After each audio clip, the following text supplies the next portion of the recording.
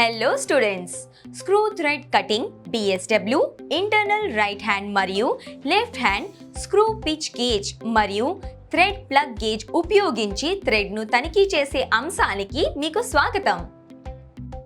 ఈ ఎక్సర్సైజ్ ముగింపులో మీరు చేయగలరు: ఇంటర్నల్ వి థ్రెడింగ్ సాధనాన్ని సెట్ చేయండి. ఇంటర్నల్ థ్రెడింగ్ సాధనాన్ని ఉపయోగించి ఇంటర్నల్ థ్రెడ్ను కత్తిరించండి. ఇంటర్నల్ థ్రెడ్ను ఎక్స్టర్నల్ థ్రెడ్తో సరిపోల్చండి. మటీరియల్స్ అండ్ ఎక్విప్మెంట్: ట్యాప్ లేదా tap wrench, vernier calipers or micrometer, screw pitch gauge, thread plug gauges, deburring tools, thread cutting oil. Process part A మరియు పార్ట్ B ఇచ్చిన రా మెటీరియల్ యొక్క పరిమాణాన్ని రఫ్ కొలత ద్వారా చెక్ చేయండి.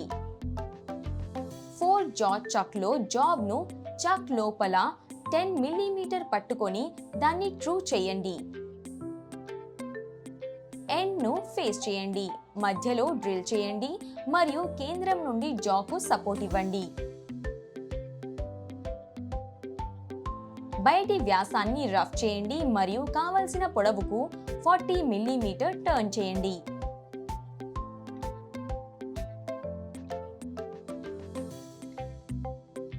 అంచుని 1:45 డిగ్రీ వద్ద చాంఫర్ చేయండి.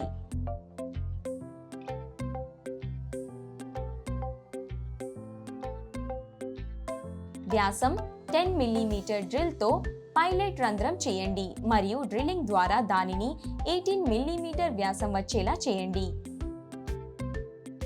డ్రిల్ చేసిన రంధ్రం కోర్ వ్యాసానికి బోర్ చేయండి. పార్ట్ A 22.8 mm యొక్క part B 18.6 mm.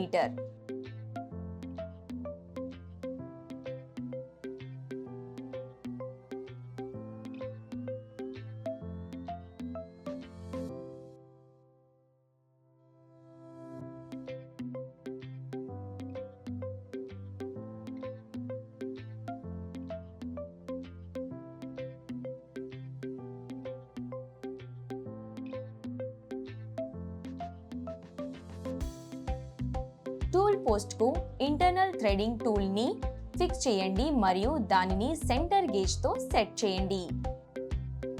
మషీన్ని 8 TPI pitch వద్ద మరియు స్పిండిల్ స్పీడ్ లివర్ను 1/3 రఫింగ్ స్పీడ్ వద్ద సెట్ చేయండి.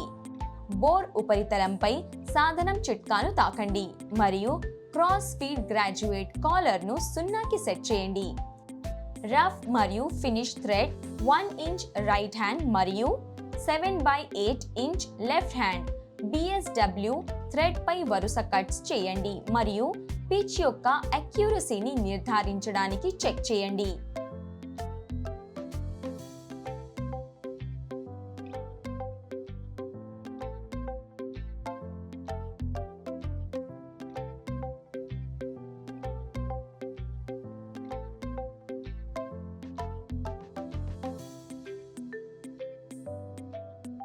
ఫీట్ యొక్క అక్యురసీ కోసం బాహ్య థ్రెడ్ మీటింగ్ భాగాన్ని చెక్ చేయండి.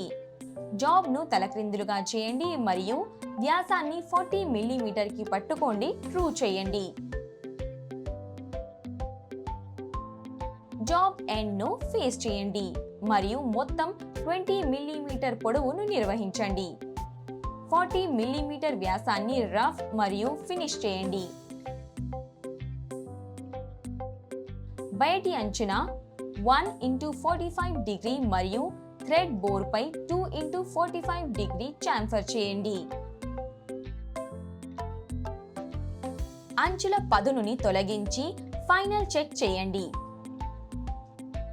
ఈ వీడియోలో మేము అంతర్గత వి థ్రెడింగ్ సాధనాన్ని ఎలా సెటప్ చేయాలో, ఇంటర్నల్ థ్రెడింగ్ సాధనాన్ని ఉపయోగించి ఇంటర్నల్ థ్రెడ్ను ఎలా కత్తిరించాలో మరియు ఎక్స్టర్నల్ థ్రెడ్తో ఇంటర్నల్ థ్రెడ్ను ఎలా సరిపోల్చాలో నేర్చుకున్నాము.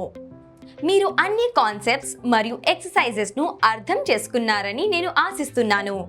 మా తదుపరి వీడియోలో మేము మీకోసం మరొక అద్భుతమైన కాన్సెప్ట్స్ని తీసుకువస్తాము. అప్పటి వరకు జాగ్రత్త వహించండి.